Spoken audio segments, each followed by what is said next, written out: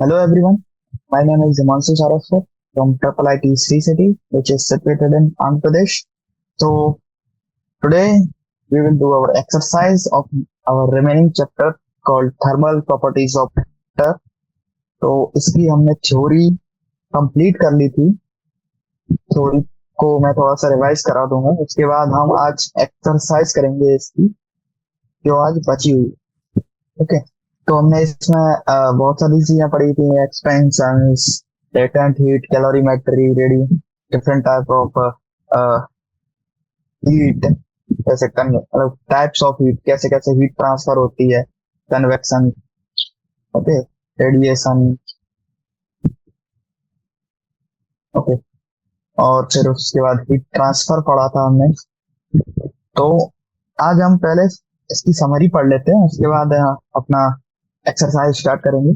तो समरी में थोड़ी बहुत चीजें ऐसी है कि heat is form of energy that flow between a body and its surrounding medium by virtue of temperature difference between them. The degree of hotness of the body is quantitatively represented by temperature. Okay, तो heat एक energy जो जो कि temperature difference के माध्यम से जो एक बॉडी से दूसरे बॉडी में जाती है या फिर एक बॉडी में आप ट्रेवल करती है। तो डिग्री ऑफ हॉटनेस को मापने का तरीका टेम्परेचर है। टेम्परेचर मेजरिंग डिवाइस है कुछ, उनके बारे में जानकारी है। तो Celsius temperature and the Fahrenheit temperature, तो इन दोनों में जो रिलेशन होता है फ़ारेनहाइट एंड सेल्सियस में, तो वो इस प्रकार इन्होंने दर्शाया है कि T Fahrenheit equal to 9/5 T C plus 32। तो the ideal gas equation of connecting pressure, volume, and the absolute temperature is PV equal to mu RT. Mu is the number of moles. Where mu is number of moles and R is universal gas constant. Okay. In the absolute temperature scale, the zero of the scale corresponding to the temperature is very fixed in nature. Has the least possible molecular activity. The Kelvin absolute temperature scale T has the same unit size as the Celsius scale, but different in the origin. Okay. तो T Celsius और Kelvin में भी एक relation है, T C equal to T K -233 plus 1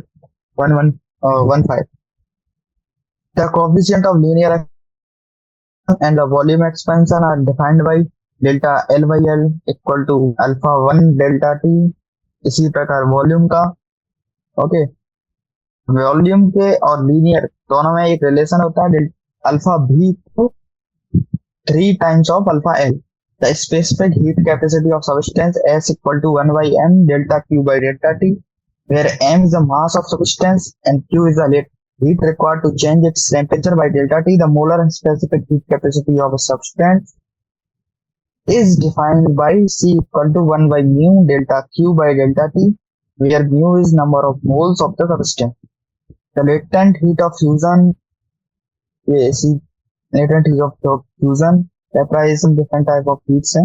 The three modes of heat transfer are conduction, modes of heat transfer हैं, convection and radiation. Okay, the conduction heat is transferred within neighboring part of body through molecular collision without any flow of matter. For a bar of length L and uniform cross section A with its end maintained temperature Tc and T D, the rate of the flow of the heat H equal to K into A area T delta T by L. Okay. The Newton law of cooling, delta Q by delta T equal to minus K delta T. Okay. The amount of कुछ quantity, symbol, dimension, unit और remark दिए गए हैं. Okay, तो अब आते हैं हम अपनी एक्सरसाइज पे। तो सबसे पहले हम अपना 10.1 क्वेश्चन सॉल्व करेंगे। That point of neon carbon dioxide are, neon और कार्बन डाइऑक्साइड का ट्रिपल पॉइंट दिया गया है 22.57 Kelvin and 216.55 Kelvin respectively. Express these temperature on the Celsius and the Fahrenheit scale. Okay, तो जो दो गैस हैं, दोनों गैसों का केल्विन में दिया गया है, उनको फ़ारेनहाइट और सेल्सियस में चेंज करना है। तो एक का है 24.57। ओके, एक है 2.57। ठीक, अब इसको हमें सबसे पहले हम चेंज करते हैं इसे। करने के लिए क्या करेंगे हम, इसमें से माइनस कर देंगे 22.57 माइनस माइनस 273.15। तो ये माइनस करेंगे तो कितना आएगा। ओके, तो इसका आंसर हमारे पास, ओके, तो इनका आंसर हमारे पास है इस प्रकार। टी के दे रखा था, टी सी निकालने के 22.57 माइनस 273.15। ओके, तो क्या आया, माइनस ऑफ 248.58 डिग्री सेल्सियस। अभी अभी अगला वाला निकालते हैं। अगला वाला है 216.55। अगला वाला है 216.55 केल्विन। तो इसमें से 216.55 माइनस 273.15 करेंगे तो क्या आएगा, तो ये आएगा minus of 56.6 degree Celsius. Okay, अभी इसको 22.57 को केल्विन को फ़ारेनहाइट में चेंज करना है। फ़ारेनहाइट में चेंज करने के लिए हमारे पास एक सीधा फॉर्मूला था। क्या फॉर्मूला था, जो कि हमने अभी पढ़ा है। ये है वो formula, T Fahrenheit equal to 9/5 T C plus 32। क्या है, T Fahrenheit equal to 9/5 T C plus 32। Okay, तो इसको चेंज करते हैं 9/5। Okay, T C, T C कितना है अपना, 22.57, 22.57 प्लस 32, 32 प्लस 32। तो ये अप्रोक्सीमेटली आएगा 54.57। इसी प्रकार से हम निकाल लेंगे इसका 216.55 हो गया, मल्टीप्लाइड बाई 9.5 प्लस 32। ओके, तो ये क्या आएगा, तो ये आएगा 421.79। Okay, hello. ओके, तो अभी तक हमने पढ़ लिया था, पहला क्वेश्चन हो गया था हमारा। ओके, तो सेकंड क्वेश्चन है, to absolute scale A and B have triple point of water defined be 200 and 350 A and B है। Okay, what is the relation between T A and T B. तो दोनों मतलब दो, मतलब A और B दो triple point हैं of water. To absolute scale A and B have triple points of water. मतलब ट्रिपल पॉइंट दिए गए हैं तीनों के, मतलब सॉरी वाटर के, डिफाइंड भी टू 200 और 300, 350 दिया गया है। तो रिलेशन बताना है इन दोनों के बीच में। ओके, रिलेशन कैसा होगा, ये as we know triple point of water is absolute scale 273.16 Kelvin. Okay, जैसे 15 होता है ना, तो इसमें 16 लिया है क्योंकि 15 का जो जीरो है तो उसमें 0.001 एक्स्ट्रा करते हैं तो वो ट्रिपल पॉइंट हो जाता है। तो size of 1 degree of Kelvin scale on absolute scale A 273.16 divided by 200 into T A। Okay, तो value of temperature T B on absolute scale B, B के लिए क्या हो जाएगा 273.16 by 350 TB। ओके, तो since T A and T B represent the same temperature, तो ये 273.16 upon 200 into T A 273.16, तो 273.16 upon 200 into TA equal to 273.16 TB upon 350। तो 273.16 से दोनों कट गए, तो अभी क्या बचा, TA upon 200 equal to TB upon 350। तो अगर हम TBA अपॉन TB किया जाए तो 200 अपॉन 350 हो जाएगा।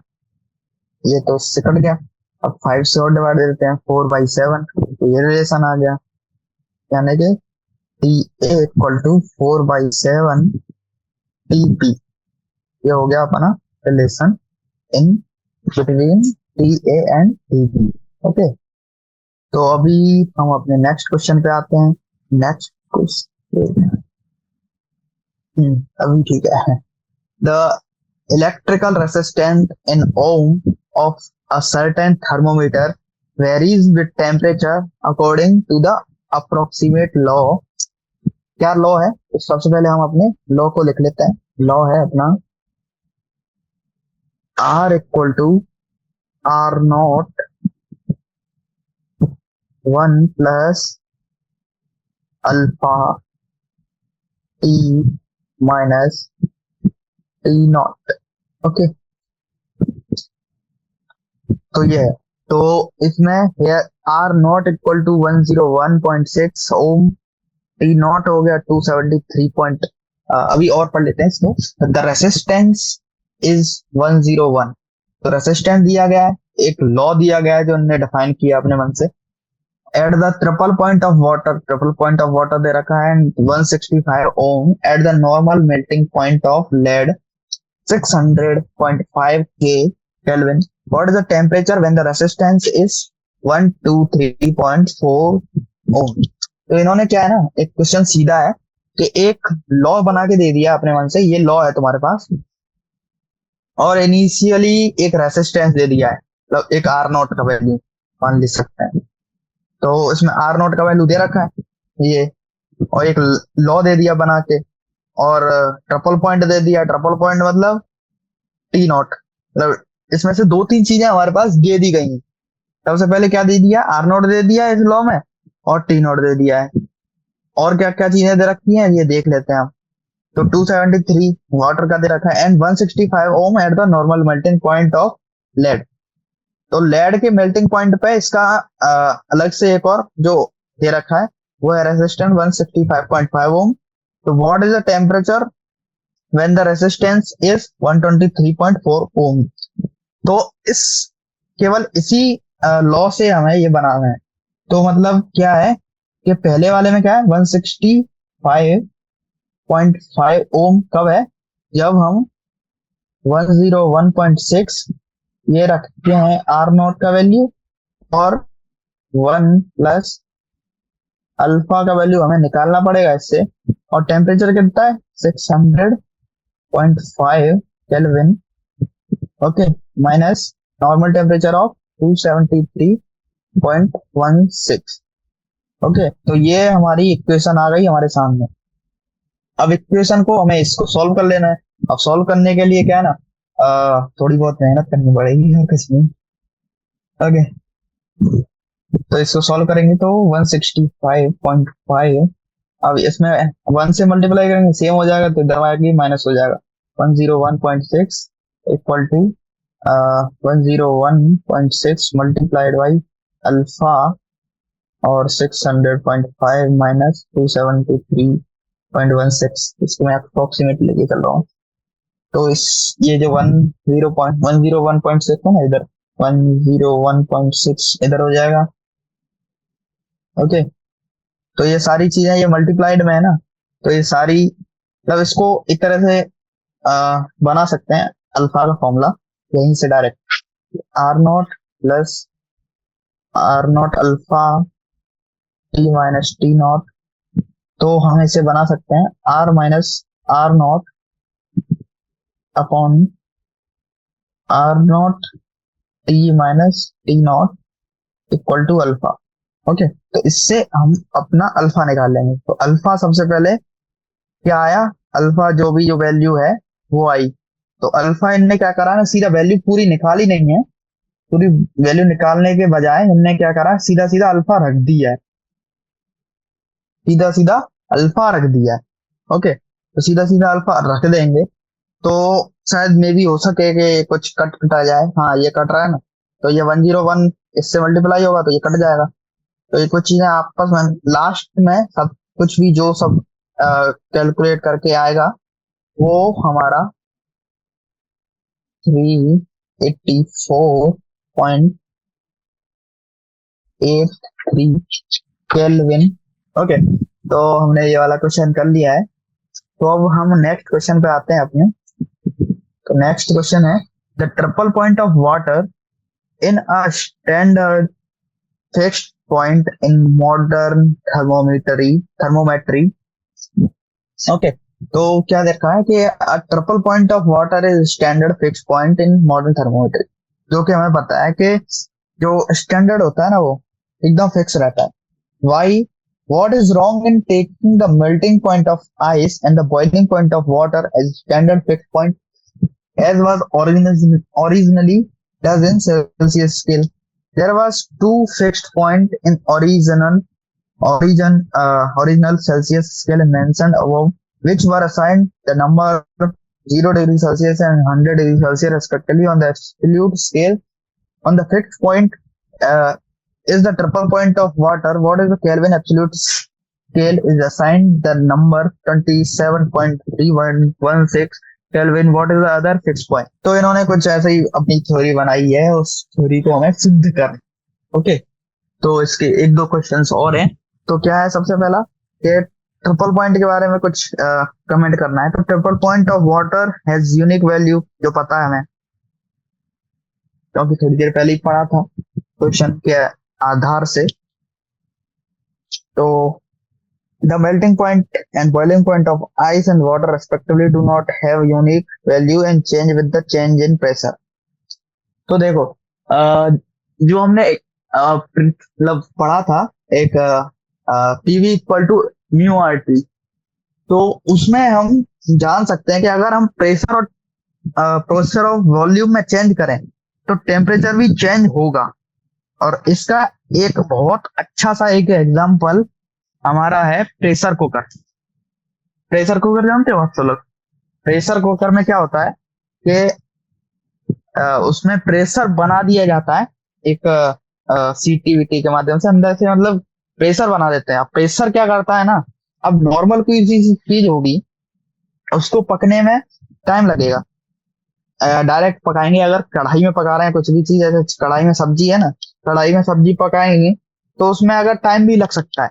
बट अगर अगर हम यूज करें प्रेशर कुकर का उसी सब्जी को बनाने में, तो वो सब्जी जल्दी बन जाएगी। क्यों? क्योंकि प्रेशर क्या है ना, प्रेशर ज्यादा होगा तो टेम्परेचर भी ज्यादा हो जाएगा।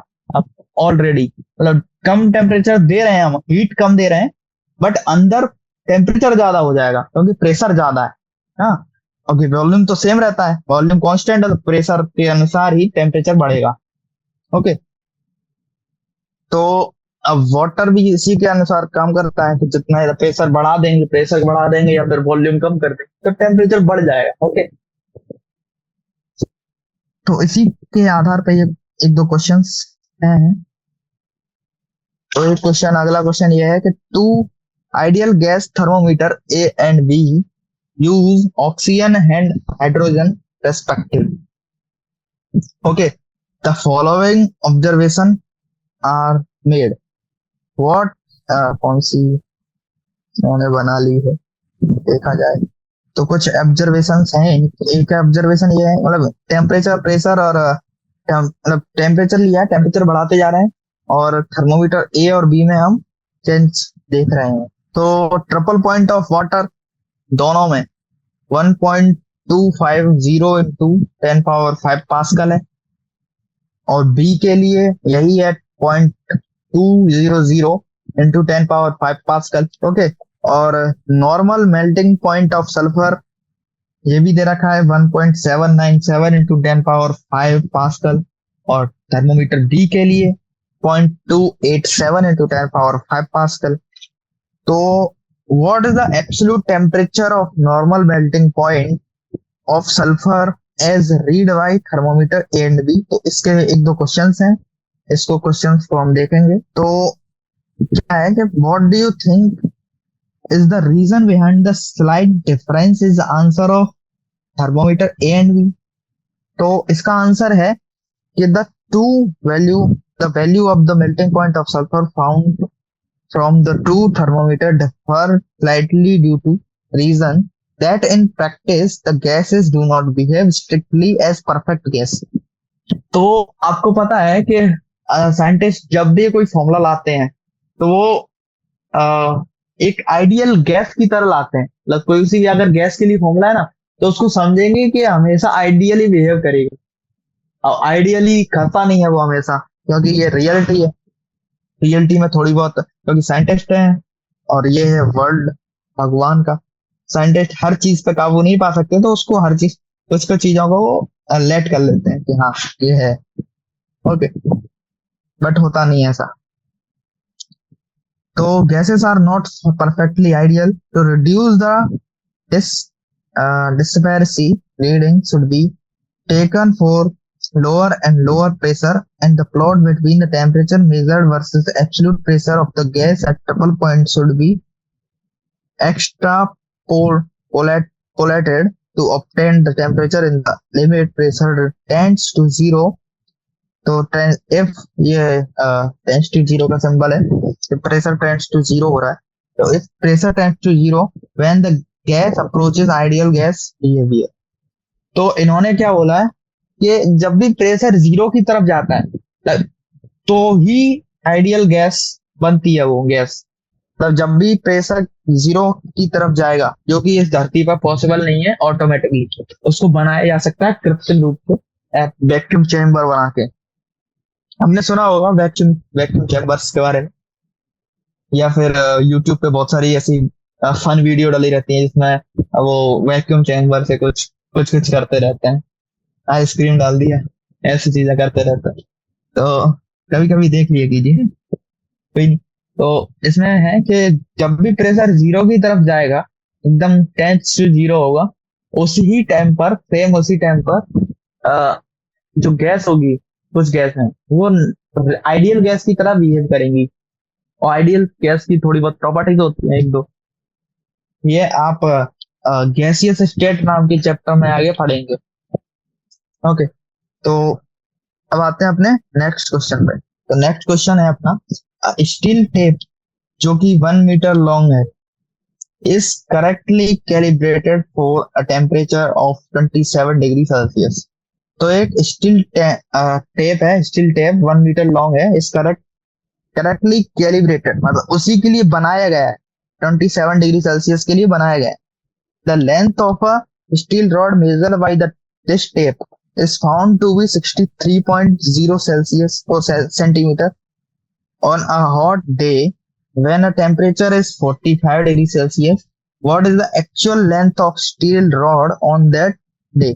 मतलब क्या है कि 27 डिग्री सेल्सियस पे ही बनाया गया है। मतलब 27 डिग्री सेल्सियस पे उसमें जो डेल्टा एक्स होगा उस टेप का, जो भी होता है ना मेजरिंग टेप, आपने देखा होगा कभी भी ऐसे घर में कुछ काम वाम हो रहा है, जो होता है ना, जैसे प्लम्बिंग का काम है, तो कभी कभी जो प्लम्बर होता है वो एक टेप लेके आता है, या फिर इलेक्ट्रिशियन, तो नापने के लिए बहुत सारी चीजें। तो उसमें उस टेप को वो स्टील का बना होता है। तो देखना आप कभी अगर आपने ना देखा हो तो देखना, वो स्टील का बना होता है वो। और इस अब क्या है ना, अगर उसका टेम्परेचर बढ़ाएंगे, हमने पढ़ा है पहले थर्मल एक्सपेंशन में, किसी भी चीज का टेम्परेचर बढ़ाते हैं तो उसका साइज भी बढ़ता है, और साइज बढ़ेगा। लेकिन इसमें क्या है ना, 27 डिग्री सेल्सियस पर बनाया गया है, मतलब इसका मतलब यह है कि 27 डिग्री सेल्सियस पे इसका एक्सपेंशन जीरो है। अभी जैसे जैसे टेम्परेचर बढ़ाएंगे, अब 45 कर दिया 27 से, तो टेम्परेचर डिफरेंस कितना आया? टेम्परेचर डिफरेंस आया 18 डिग्री सेल्सियस का। तो what is the actual length of steel rod on that day? अब देखिए 63 डिग्री सेल्सियस, सॉरी 63 सेंटीमीटर है, इसने नाप लिया। तो 63 को मतलब कितना एक्स्ट्रा बढ़ जाएगा। 63 डिग्री सेल्सियस की एक ऐसा मान सकते हैं कि 63 डिग्री सेल्सियस की एक रॉड है, बस ऐसे मान लो 63 डिग्री सेल्सियस की एक रॉड है, उसमें एक डेल्टा टी चेंज कर दिया है, तो टेम्परेचर डिफरेंस किया है, तो उसमें कितना चेंज आएगा। ओके, सेम यही है। तो linear coefficient of linear expansion दे रखा है हमारे लिए। तो on a day when temperature is 27 degree Celsius, okay, तो हम इसको थोड़ा सा करते हैं। तो टेम्परेचर क्या दे रखा है, 27 डिग्री सेल्सियस।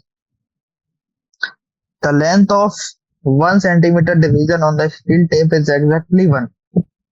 जैसा कि मैंने कहा कि उस दिन एक्सपेंशन बिल्कुल नहीं था 27 डिग्री सेल्सियस वाले दिन। ओके, तो because the tape has been calibrated for 27 degree Celsius when the temperature is 45, that is delta T equal to 45 minus 27, that is 18 degrees Celsius. The increase of length of 1 centimeter division of the tape become 1.00216 centimetre at 45 degree Celsius. Okay guys, तो ने automatic एक formula होता है ना thermal expansion का, thermal expansion के फॉर्मूले का यूज करके हमने क्या किया है, ये जो फॉर्मूला है ना, ये delta L equal to alpha L delta T. तो 1 पॉइंट जो अल्फा है हमारा ये दे रखा है 1.2 into 10 power minus 6 into 1 centimetre के लिए निकाल रहे हैं, और डेल्टा टी है 18। तो 1.2 into 10 power minus 5 into 1 centimetre into 18 degree Celsius. अब 18 डिग्री सेल्सियस को अपन केल्विन में चेंज करेंगे। हाँ, केल्विन में फिर सेंटीमीटर, हाँ केल्विन में चेंज करना पड़ेगा क्योंकि हाँ linear expansion 1.2 into 10 power minus 1 kelvin है, बस 5 हो गया। कोई नहीं, कभी कभी थोड़ा सा मिस्टेक हो जाता है, तो इसको अपना आंसर आएगा तो 1.0000216 सेंटीमीटर। मतलब 1 सेंटीमीटर था, 1 सेंटीमीटर में इतना चेंज आया, तो इसी में 63 करेंगे मल्टीप्लाई, तो इतना चेंज आएगा उसकी एक्चुअल लेंथ में। ये कितना हो जाएगा 0.0136, ये सेंटीमीटर इसका चेंज है। अब चेंज कितना आया 0.0136 सेंटीमीटर का इसमें चेंज आ गया। ओके, अब आते हैं अपने सेवंथ। तो सेवंथ क्वेश्चन है हमारे पास, अ लार्ज स्टील वायर, ये a large steel wheel is to fitted on the shaft of a same material onto a shaft of the same material at 27 degree Celsius. The outer diameter of the shaft is 8.7 centimeter and the diameter of the central hole in the wheel is 8.69 centimeter. Sorry guys, the shaft is cooled using dry ice. At what temperature of the shaft does the wheel shift on the shaft? Assume coefficient of linear expansion of the steel be constant over the required temperature range. तो alpha steel के लिए दे रखा है। Okay, तो question क्या है actually, question ये है कि 27 डिग्री सेल्सियस अपना नॉर्मल टेम्परेचर है, तो उस पर क्या किया है कि एक व्हील है, व्हील के ऊपर एक सेम मटेरियल का ही एक कुछ मटेरियल लगा रहे हैं। तो दोनों के डायमीटर दे गए हैं हमारे पास, एक का डायमीटर 8.69 है, एक का है 8.7 सेंटीमीटर, तो 0.01 सेंटीमीटर का इसमें चेंज है। तो अभी हम क्या करना है, ये 0.01 सेंटीमीटर रेडियस, डायमीटर है रेडियस है, डायमीटर है सॉरी, तो डायमीटर है। तो सबसे पहले हम इसकी परिधि निकालेंगे या फिर सरकमफेरेंस। तो पाई डी से इसका हम सरकमफेरेंस निकाल लेंगे दोनों के।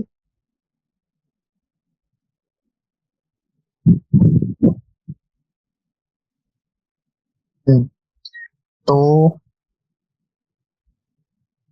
पाई डी पहला पाई डी कितना, पहला है 8.7 पाई, दूसरा है 8.69 पाई। ये हो गई परिधि दोनों की। अभी क्या है ना, इसमें आ, हाँ, तो इसमें क्या है ना, 1 सेंटीमीटर इसको बढ़ाना है, 1 सेंटीमीटर फिर 1 यूनिट, जिससे ये सेम हो जाए या फिर चढ़ जाए। तो इसमें चढ़ाने के लिए क्या करेंगे अपन, तो 1 पाई, 0.01 पाई हमें चाहिए और एक्स्ट्रा, और 0.01 पाई एक्स्ट्रा लेने के लिए हमें क्या करना पड़ेगा कि इसमें एक टेम्परेचर एज्यूम कर लेंगे हम, टेम्परेचर एज्यूम करेंगे कुछ भी T0, और डेल्टा टी लेंगे 27 से। तो टी माइनस मतलब T0 एज्यूम किया था, T0 -27 डिग्री सेल्सियस अल्फा दे रखा है। एल चाहिए हमें जो भी है ये वाली, ओके 0.01 पाई, इतना हमें सॉरी इतना हमें डेल्टा एल चाहिए। डेल्टा एल मिल गया है, डेल्टा एल हो गया, और एल तो हमें पता ही है, एल है कितना 8.7, या फिर 8.67 मान सकते हैं, 8.67 मान लीजिए। तो 8.69, सॉरी सॉरी 8.69। तो फाइनल फॉर्मूला आएगा कि 0.01 पाई इक्वल टू जो भी alpha into 8.69 pi into T -27 degree Celsius. अरे यार, अभी 27 डिग्री सेल्सियस को अपन ने केल्विन में चेंज करना पड़ेगा, जिससे टी आ जाएगा। ओके, तो टी आ गया, तो टी चाहिए था हमें। ओके, अब आते हैं अपने नेक्स्ट क्वेश्चन। इसमें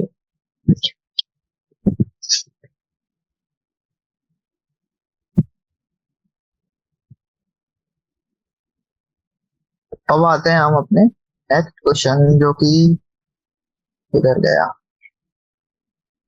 यार। कभी कभी कभी कभी ये बहुत गड़बड़ देता है मेरा लैपटॉप, जैसे आज दे रहा है। एक दिन पहले भी यहाँ पर कल रात को भयंकर बारिश हुई है, 3-4 घंटे। तो कल रात को लाइट वाइट भी नहीं थी, तो ऐसे ही चलाए। बहुत सारी प्रॉब्लम आती रहती है, कोई प्रॉब्लम तो आएंगी। हमें तो बस अपने अपने लक्ष्य की ओर, गंतव्य जाना है। तो एट्थ क्वेश्चन हम अब करेंगे। तो एट्थ क्वेश्चन क्या है, अ होल इज ड्रिल्ड। तो एक होल, जो भी आपने मतलब कभी कभी प्लम्बिंग का काम होता है, तो घर पे आते हैं प्लम्बर, तो वो होल करते हैं। अब अलग अलग पाइप्स को या फिर तार वार को डालने के लिए इलेक्ट्रिशियन आते हैं, तो वो भी डालते हैं। ओके,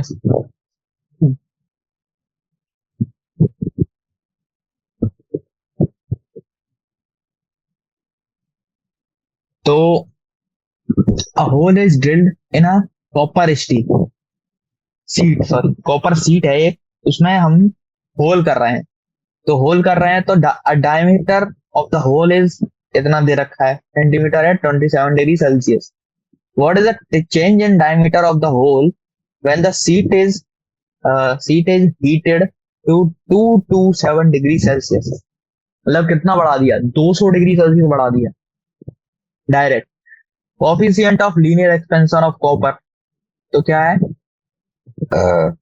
तो व्हाट इज द चेंज, मतलब क्या है ना, सीधा क्वेश्चन मैं डायरेक्ट समझा देता हूँ आपको।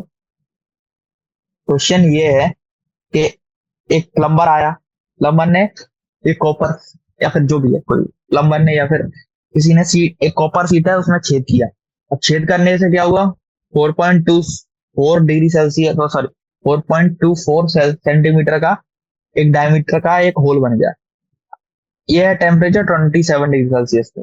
अगर what is the change in diameter, अभी यही डायमीटर है, अब इसको ही चेंज कर रहे हैं अपन, हीट दे के, हीट दे के चेंज कर रहे हैं, तो 227 डिग्री सेल्सियस की हीट दी है।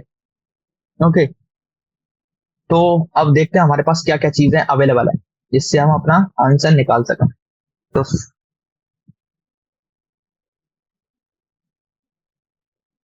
ओके, तो हम देखते हैं कि सबसे पहले एरिया ऑफ होल निकाल लेते हैं।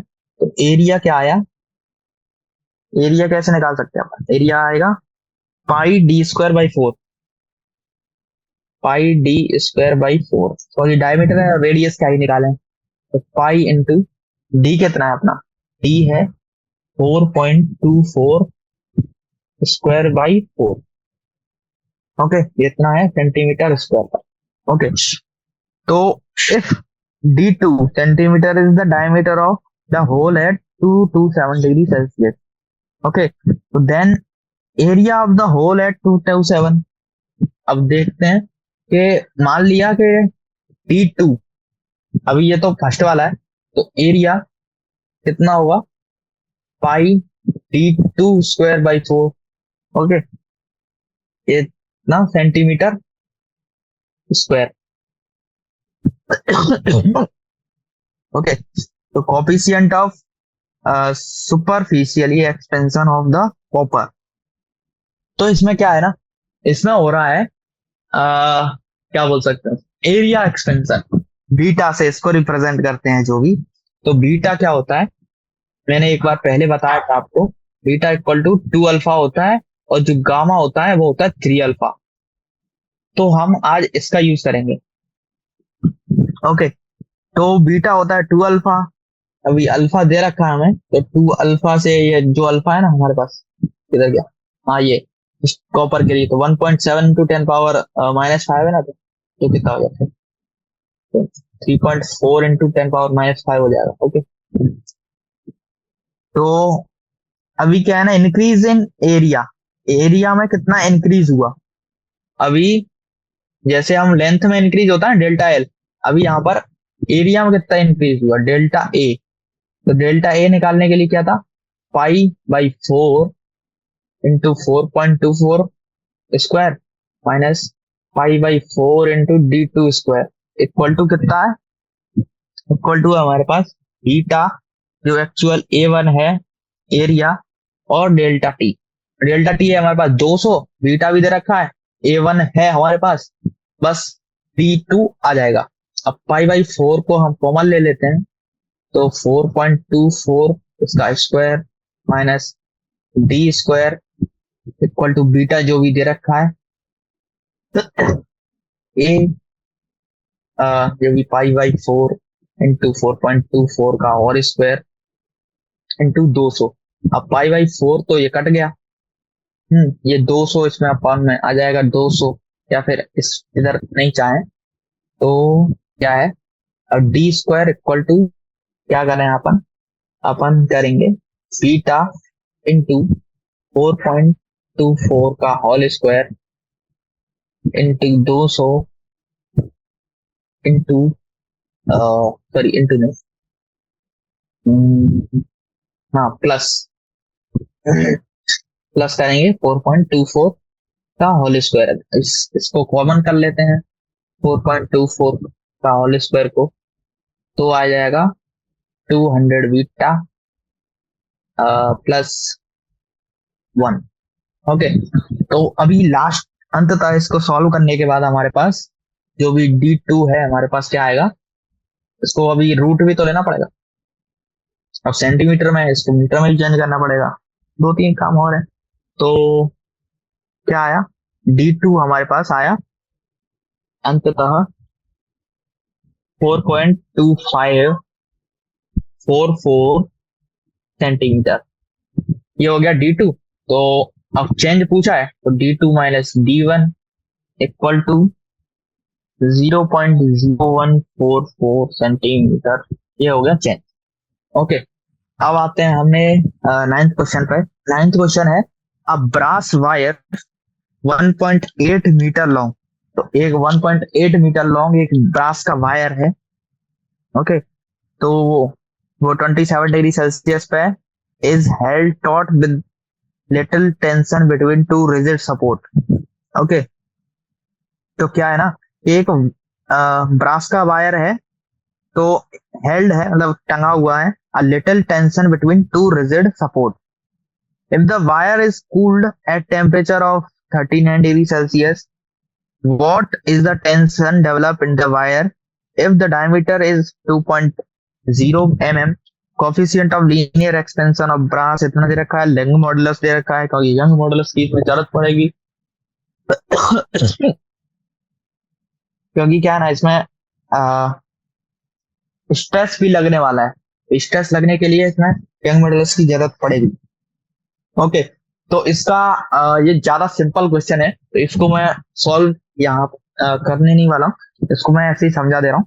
तो एल हमारे पास दिया गया है, एल हमारे पास दिया गया है कितना 1.8 मीटर, डेल्टा टी भी दे रखा है कितना -66 डिग्री सेल्सियस क्योंकि घट रहा है। हम्म है, तो शायद ये माइनस है। ओके, -39 डिग्री सेल्सियस मैंने गलत पढ़ लिया था, -39 -27 तो 66 डिग्री सेल्सियस हो गया। तो अल्फा और अल्फा भी देखा है हमारे पास, अल्फा है क्या 2.0 इंटू 10⁻⁵ यंग मॉडुलस दे रखा है हमारे पास, यंग मॉडुलस है 0.91 इंटू 10⁻11 पास्कल।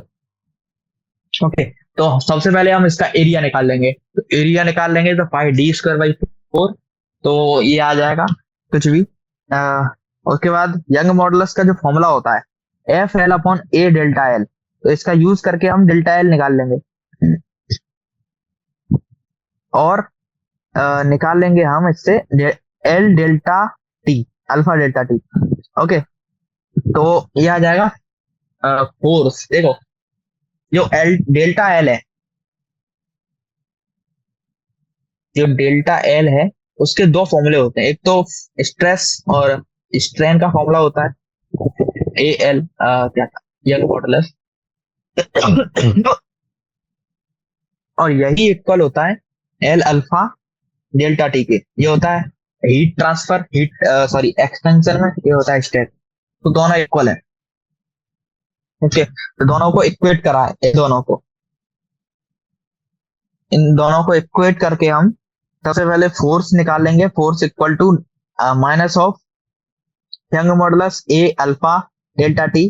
तो फोर्स हमें निकालना था, मतलब टेंशन कितना जनरेट हो जाएगा, फोर्स निकालना था, फोर्स कितना हो जाएगा -3.77 इंटू 10⁻² न्यूटन। ओके, तो अब आते हैं अपने नेक्स्ट क्वेश्चन जो कि 10th है। A brass rod of length 50 centimetre, diameter इतना, जॉइंट है स्टील से। अब देखो ये एकदम सेम क्वेश्चन है पिछले वाले की तरह, बस थोड़े से चेंजेस है। अगर आप पिछला वाला क्वेश्चन अच्छे से ध्यान से देखोगे तो इसको तुरंत बना लोगे। ओके, तो आई एम स्किपिंग इट। तो the coefficient of volume expansion of glycerine is 49 into 10⁻⁻5 Kelvin inverse दे रखा है। तो कोफिशिएंट ऑफ वॉल्यूम एक्सपेंशन, तो वॉल्यूम एक्सपेंशन दे रखा है इसका, यानी कि गामा, गामा इक्वल टू दे रखा है 49 इंटू 10⁻⁻5 केल्विन इनवर्स। ओके, तो what is the fractional change in its density for 30 degree Celsius rise in temperature. मतलब अगर हम delta T equal to 30 degree Celsius करें तो इसके फ्रैक्शनल चेंज क्या होगा डेंसिटी पर, डेंसिटी मतलब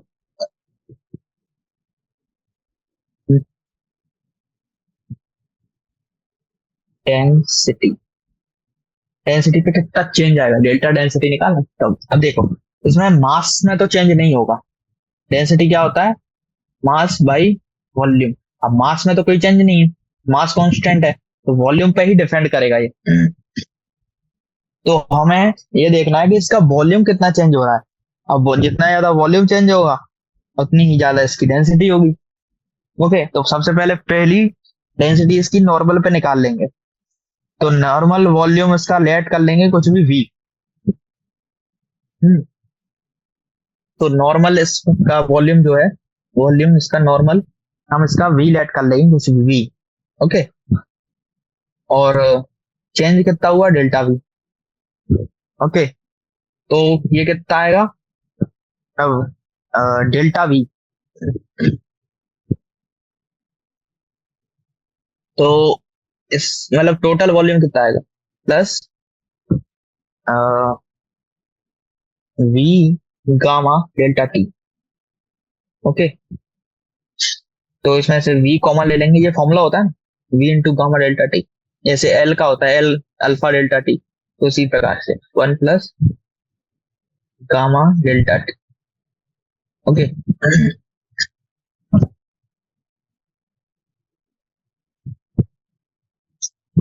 तो जो होता है rho equal to M by V होता है, जिसमें मैंने बताया।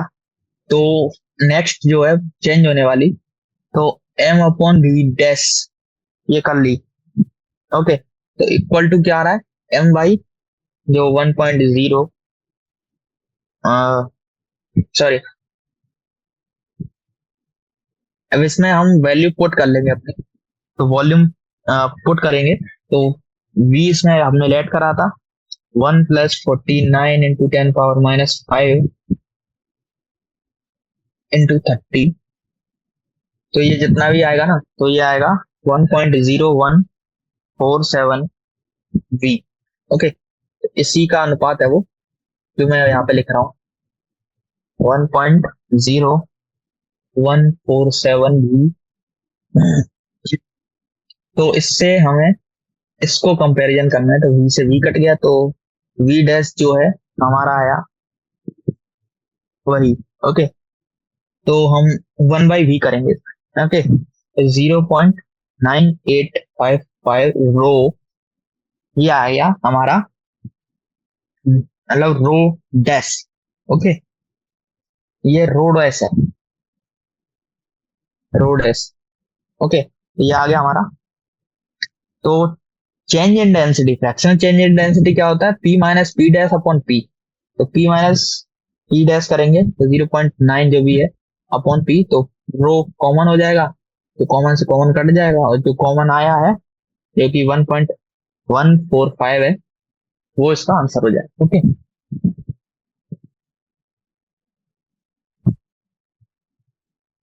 ओके, तो हम अपने नेक्स्ट क्वेश्चन, 12th क्वेश्चन पे। A 10 kilowatt drilling machine is used to drill a bore in a small aluminum block of mass 8 kilogram. How much is rise the temperature of block in 2.5 minutes, assuming 50% of power is used up heating the machine itself or lot of the uh, surroundings. Specific heat of aluminum दे रखा है। तो power यहाँ पर दे रखी है, इसकी power है 10 kilowatt, यानी कि 10⁴ वाट। ओके, तो इतना इसकी पावर दे रखी है। मास दे रखा है 8 किलोग्राम, 8 किलोग्राम यानी कि 8 × 10⁻³ ग्राम। ओके, तो राइज एंड टेम्परेचर निकालना है हमें। टाइम दे रखा है 2.5 मिनट्स, यानी कि 2.5 × 60 करेंगे तो सेकेंड में 150 सेकेंड्स है हमारे पास। स्पेसिफिक हीट है, टोटल एनर्जी है, टोटल एनर्जी कितना है, पावर इंटू टाइम कर देंगे तो टोटल एनर्जी आ जाएगा, जैसा कि हम जानते हैं 11th में हमने वर्क एनर्जी पावर वाले चैप्टर में ये चीजें पढ़ी हुई हैं। ओके, तो ये सारी चीजें हमारे पास हैं। तो as 50% of energy is lost, तो हम निकाल लेते हैं। सबसे पहले हमारे पास टोटल एनर्जी की, टोटल एनर्जी कितनी है निकालेंगे, तो पावर इंटू टाइम। पावर कितना, पावर है 10⁴ इंटू 150 सेकेंड, मल्टीप्लाई कर देंगे तो 1.5 इंटू 10⁻⁶। ओके, तो 50% ऑफ एनर्जी इज लॉस्ट। तो ये एनर्जी है, तो इसका आधा कर देंगे, यानी कि 7.5 इंटू 10⁵ इतनी एनर्जी लॉस्ट हो गई है कहीं भी। तो डेल्टा क्यू इतना है हमारे पास, यही चेंज कर रहा है टेम्परेचर में, यही चेंज कर रहा है ना। तो डेल्टा क्यू इक्वल टू क्या होता है हमारे पास, एम सी डेल्टा टी। तो एम हमारे पास है, ये कितना है 7.5 into 10 power 5 equal to 8 into 10 power C, 8 kilogram था ना। सी हमारे पास है, तो C into temperature delta T निकालना। तो डेल्टा टी निकालने के लिए हमें इसी फॉर्मूले का यूज करके ये आ जाएगा 103 डिग्री सेल्सियस। ओके, अब आते हैं 13th क्वेश्चन पे। 13 है, a block copper block of mass 2.5 kilogram is heated in a furnace to a temperature of 500 degrees Celsius and then placed on a large ice block. What is the maximum amount of ice that can melt?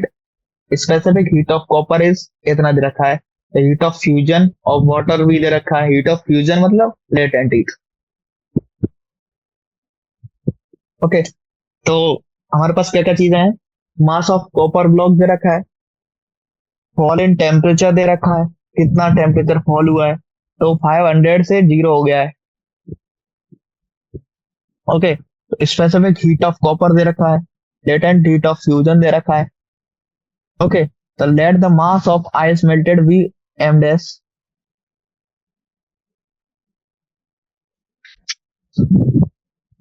तो हम क्या कर रहे हैं, हमें क्या निकालना है? देखो, इस ऐसे क्वेश्चनों में सीधी एक चीज होती है कि स्पेसिफिक हीट के द्वारा जो हीट एनर्जी दी गई है उसको लेटेंट हीट के द्वारा एनर्जी को क्रिएट कर देता है। मतलब M dash L equal to M C delta T. Okay, तो एम डैश निकालना, M C delta T by L, ये इसका फॉर्मूला हो जाएगा। इस फॉर्मूले में वैल्यूज पुट करेंगे सारी, तो अपना आंसर आ जाएगा। अगला क्वेश्चन है, एक एक्सपेरिमेंट कर रहे हैं ये लोग। इस एक्सपेरिमेंट में हमें कोई इंटरेस्ट नहीं है, जो कि बहुत ज्यादा सिंपल क्वेश्चन है। मे बी ये ज्यादा अच्छा रहेगा कि इसे आप खुद स्वयं ट्राई करें। ओके, तो in an experiment of specific heat of metal दे रखा है, अब 0.2 kilogram block of a metal at 150 degree Celsius drop in a copper calorimeter. तो ऐसे कैलोरीमेट्री का एक क्वेश्चन है, बहुत ही ज्यादा सिंपल। okay? अगला क्वेश्चन, अगला क्वेश्चन है, given below are some observations on molar specific heat at room temperature of some common gases. तो कुछ गैसेस हैं, उस गैसेस मतलब उन गैसों का रूम टेम्परेचर पर स्मॉलर स्पेसिफिक हीट दी गई है। ओके, तो ये दी गई है जैसे हाइड्रोजन की, nitrogen oxygen, nitrogen oxide, carbon monoxide, chlorine, इन सब की दे रखी है। The measured molar specific heat of these gases are markedly different from those for monoatomic gases. Typically, more specific heat of a monoatomic gas is इतनी 2.92 calories per mole Kelvin. Explain this difference. What can you infer from the somewhere large value for chlorine? Okay. तो इसमें कुछ ऐसा ही theoretical question है कि कभी कभी ऐसा हो जाता है तो क्या होगा। ये सारे क्वेश्चन बहुत ज्यादा सिंपल रहते हैं, तो इन पर ज्यादा ध्यान ना देते हुए, ओके, तो क्या है, the gas which are listed about table.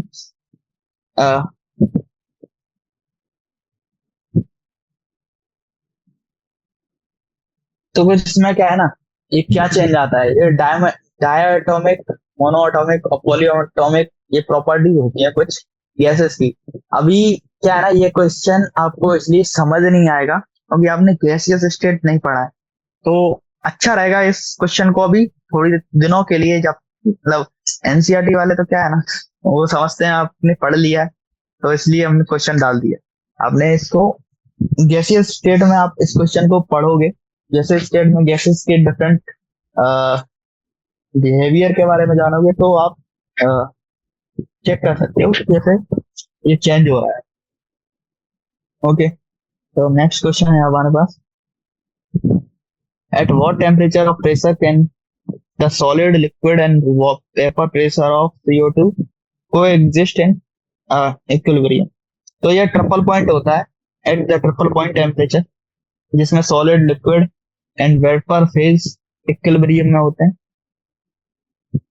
जो कि इस कार्बन डाइऑक्साइड के लिए होता है -56.6। कितना? -56.6। इसको आप लर्न करें या ना करें कुछ फर्क नहीं पड़ता, क्योंकि क्वेश्चन आता नहीं है कभी ऐसा। ओके, तो both the boiling point and freezing point of CO2 decreases if the pressure decrease। Okay, अगला क्वेश्चन क्या था कि what the effect of decrease of pressure on the fusion and the boiling point of CO2। अब क्या है ना, ये question सारे क्वेश्चन जो है इसमें जो दे रखे हैं, इस क्वेश्चन के भी, ये भी गैसियस स्टेट के क्वेश्चन है। तो पहले आप गैसियस स्टेट को पढ़ें, उसके बाद आप उसी चैप्टर में से सारे क्वेश्चंस को बना सकते हैं। अभी मैं समझाऊंगा तो कुछ खास समझ नहीं आएगा वैसे। ओके, तो answer the following questions. Same questions हैं फिर से, गैसियस स्टेट से लिए गए। CO2 at 1 atm pressure and temperature -60°C is compressed isothermally। Does it go through a liquid phase? क्या दे रखा है कि CO2 जो है at 1 atm प्रेशर पर एंड टेम्परेचर जो है -60°C इज कंप्रेस्ड आइसोथर्मली, मतलब टेम्परेचर सेम रखते हुए इसको कंप्रेस किया गया है, वॉल्यूम कम किया गया है। देखो, प्रेशर सेम है, टेम्परेचर सेम है, वॉल्यूम कम कर रहे हैं, वॉल्यूम कम कर रहे हैं। Does it go through a liquid phase? अब देखो, कम कर रहे हैं तो लिक्विड में टेम्परेचर में चेंज होगा, और टेम्परेचर में चेंज नहीं हो रहा है तो ये कहीं एनर्जी जो जा रही है, क्या क्या है ना, वॉल्यूम कम करते हैं तो टेम्परेचर बढ़ता है, टेम्परेचर बढ़ नहीं रहा है, यानी कि ये जो एनर्जी है ये कहीं जा रही है। एनर्जी जा रही है तो वो क्या करेगी, तो फेज चेंज करने में काम आएगी। ओके, बट क्या है ना, ये सफिशियंट नहीं होगी एक ट्रिपल पॉइंट से उठाने के लिए। No, the CO2 does not go through liquid phase. The point 1 temperature ATM and -60°C is to left on of a triple point O and below the sublimation curve OA, therefore where CO2 is compressed at this point at constant temperature, the point move perpendicularly to temperature axis and enter in the solid phase region. Here the CO2 vapor condenses to solid directly without going through the liquid phase। Okay, तो क्या था कि जो liquid में नहीं होगी कि अचानक से क्या है ना, इसमें जो क्या बोलते हैं, इसमें कर्व में इस प्रकार चेंज आता है कि डायरेक्ट लिक्विड से ना करते हुए, क्योंकि वो एनर्जी है तो एनर्जी जाएगी तो कहीं ना कहीं, अब जाएगी तो उसने क्या है ना, एनर्जी लेके ठंडा होके सॉलिड बन गई वो। ओके, तो इसी प्रकार के क्वेश्चन है, जब तक आप गैसियस स्टेट ना पढ़ोगे तो उसमें मजा नहीं आएगा। ये ऐसे का है कि फील नहीं आएगा एक तरह से, जो आप क्वेश्चन कर लोगे बट फील नहीं आएगा। Okay, this much water has taken 20 minutes in vapour. Okay, तो आज का हम लास्ट क्वेश्चन करते हैं। अ body cools from, question 1 minute, a body cools from, ये थोड़ा अच्छा क्वेश्चन है, इसे हम अच्छे से करेंगे। A body cools from 80°C to 50°C in 5 minutes। Okay, तो calculate the time it taken to cool from 60°C to 30°C। The time of the surrounding is, sorry, temperature of the surrounding is 20°C। तो इस तरह का same question हमने example में भी था। तो देखो, सराउंडिंग TS कितना है, 20°C, और तो एवरेज ऑफ, इसमें क्या है ना, उसमें एग्जांपल जो था जैसे मैं दिखा दूं,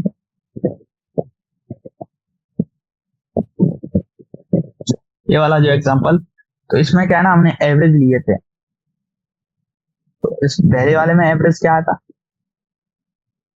पहले वाले में एवरेज ये आया था 70, सॉरी 80, 86 एंड क्या था, 94 एंड 86। तो इसका 80 आया था शायद, हाँ सॉरी 90, 90। तो 94 एंड 86 का 90 degree Celsius is common. Okay, तो इसमें इस क्वेश्चन में कितना एवरेज आएगा, क्योंकि 80 टू 50 हो रहा है, तो 80 टू 50 करने पर 65 कॉमन है, 65 है average degree Celsius. Temperature surrounding दिया है, डिफरेंस कितना है, और डिफरेंस है 65 माइनस 20 करेंगे तो 45 डिग्री सेल्सियस आ रहा है।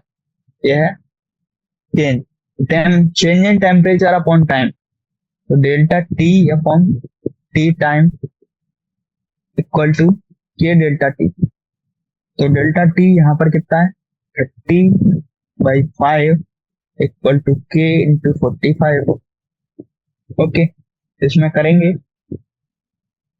तो के का वैल्यू कितना आ जाएगा, के का वैल्यू आएगा मतलब कुछ भी अभी निकाल नहीं रहे, लास्ट में हम जाके निकालेंगे। The average of 60 degree Celsius to 30 degree Celsius is 45। अभी क्या है ना, जो 60 टू 30 है उसमें भी एवरेज 45 है, which is 25 degree Celsius above the room temperature. Okay, and the body cools by 30 degree Celsius in time T.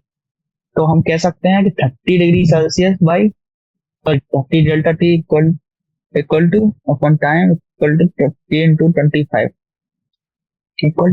Okay, तो where K is same for this situation, तो दोनों के कट जाएंगे आपस में, तो 30/5 हम दोनों को डिवाइड दे रहे हैं, 30/5 अपॉन में 30/t equal to K into 45 upon में के इंटू 25। तो के से के कट जाएगा, 30 से 30 कट जाएगा, t/5 इक्वल टू 45/25 हो जाएगा। 5 इधर मल्टीप्लाई करेंगे, 5 इधर आ जाएगा, 5 9। तो टी कितना आया हमारे पास, टी आया तथा टी आया 9 मिनट। ओके, टी आया 9। तो इसी के साथ ही हमारी ये एक्सरसाइज पूर्ण हो चुकी है, ये हमारी एक्सरसाइज पूर्ण हो चुकी है, इसमें एक भी क्वेश्चन नहीं बचे हैं। तो इसी के साथ हम अपने इस चैप्टर का विदा करते हैं, इस चैप्टर को। तो उम्मीद करता हूँ आपको यह चैप्टर पसंद आया होगा, और इसमें आपको मेहनत करनी पड़ेगी क्योंकि थोड़ा सा कॉन्सेप्चुअल क्वेश्चंस होते हैं इसमें, तो इसको आपके इसमें से क्वेश्चन लगाइए। डिफरेंट बुक्स आती है मार्केट में, अगर आप परचेज नहीं कर सकते तो ऑनलाइन आप इसको खरीद, कहीं से भी ऑनलाइन मिल जाएंगी आपको बुक्स। तो उन बुक्स में से आपको क्वेश्चन लगाइए, जितना ज्यादा क्वेश्चन लगाएंगे उतनी ज्यादा ठीक रहेगा। तो गुड बाय गाइस, अगली बार नया चैप्टर आपके लिए लेके आएंगे।